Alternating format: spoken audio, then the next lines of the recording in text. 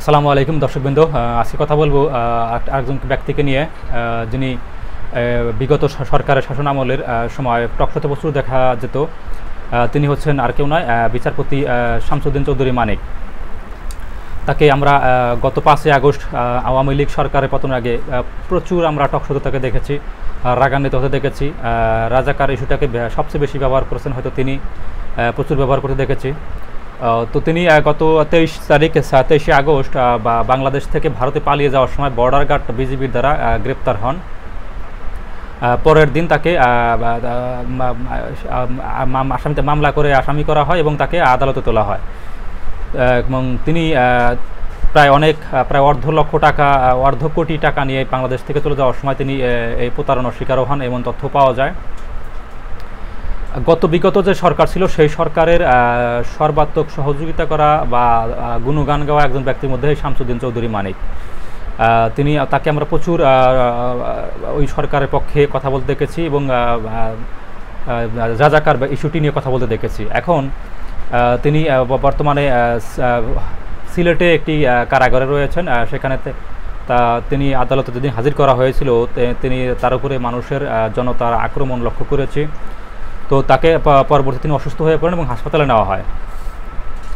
তো এখন আমার যেটি আজকে আলোচনার মূল বিবেচ্য বিষয় সেটি হচ্ছে এই শামসুদ্দিন চৌধুরী মানিকের যত অপকর্মগুলো আছে, আমরা সব বিষয়গুলো নাও জানলে আমরা দেখেছি যে বিগত সময়ে ছাত্র জনতার বিপক্ষে কিভাবে এই ব্যক্তি কাজ করেছেন।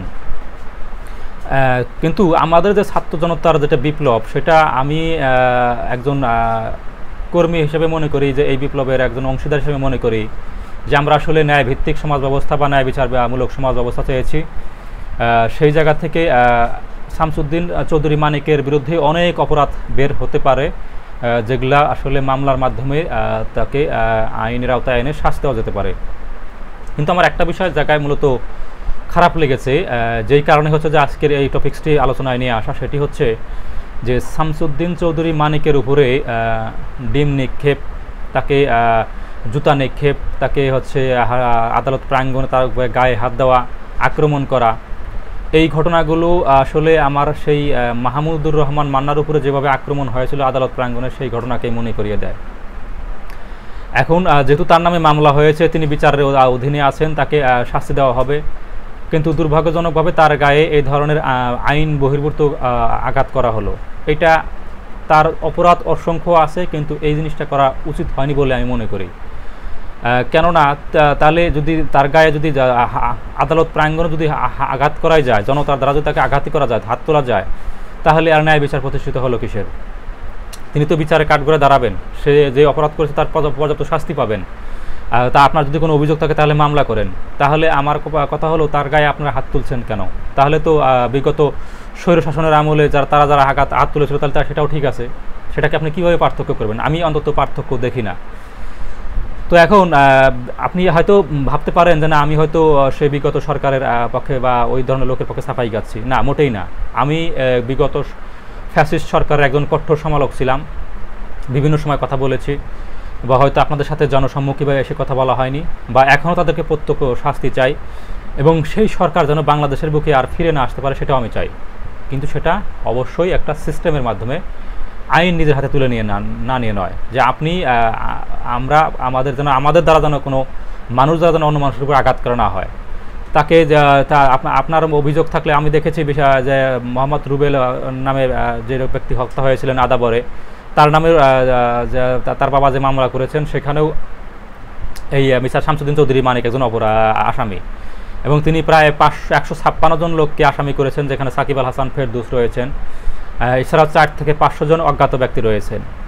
তো আসলে এটাও আসলে একটি বোঝাই যায় যে না, এটা আসলে একটা রাজনৈতিক মামলা। যে এতগুলো মানুষের বিরুদ্ধে মামলা, তাহলে কিভাবে আপনি প্রমাণ করবেন যে না আসলে ওই লোকগুলো এর সাথে জড়িত ছিল? আমি চাই আসলে বিষয়টা আপনারা খেয়াল করুন যে বিগত বছরে যে দুঃশাসন গিয়েছে, সেগুলো মামলা করার যে কোনো ইস্যু পাওয়া যাবে না বা প্রমাণ পাওয়া যাবে না, এটা আমি বিশ্বাস করি না। অসংখ্য প্রমাণ, অসংখ্য দলিল, অসংখ্য রেকর্ড আছে মানুষের অপরাধ করার, পুলিশের আছে, যারা বিভিন্ন প্রশাসনে কাজ করতেছেন তাদের আছে, এমপি মন্ত্রীদের আছে, চেয়ারম্যানদের আছে। এগুলো তো প্রমাণ সহকারে নিয়েই তাদের বিরুদ্ধে মামলা করা যায়, একাধিক মামলা করা যায়। তা আসলে রাজনৈতিক হয়রানিমূলক মামলা কেন যেন না হয়, বা আবার জনগণের বা কোনো উদ্দেশ্য চরিতার্থ মানুষের দ্বারা যেন আইনের বিচার বহির্ভূত কাজ না হয়। আমি লক্ষ্য করছি যে সম্ভবত শামসুদ্দিন চৌধুরী মানিককে ঢাকায় নিয়ে আসা হবে তার ওই রুবেল হত্যা মামলার আসামির দেওয়ার জন্য। তো সবই ঠিক আছে, মামলা হচ্ছে, তাদেরকে আইনের আওতায় আনা হচ্ছে, কিন্তু আমি চাই এই আদালত প্রাঙ্গণে মানুষ যত বড় আসামি হোক না কেন তার গায়ে যেন আঘাত না করা হয়। সেটা আপনার যত অভিযোগ আছে বা আমার মতো মানুষের যত অভিযোগ আছে সেটা যেন আইনের মাধ্যমে হয়। তো আমি এই ছোট্ট মাথা যতটুকু বুঝি সেই বিষয়গুলো আপনার সাথে তুলে ধরলাম। আপনারা আমার সাথে একমত কিনা সেটিও একটু কমেন্ট করে জানাবেন, অথবা দ্বিমত হলেও সেটাও কারণ কি শর্ত সহকারে আমাকে জানাবেন। কথা বলবো পরবর্তী কোনো একটা এপিসোড নিয়ে। আল্লাহ হাফেজ।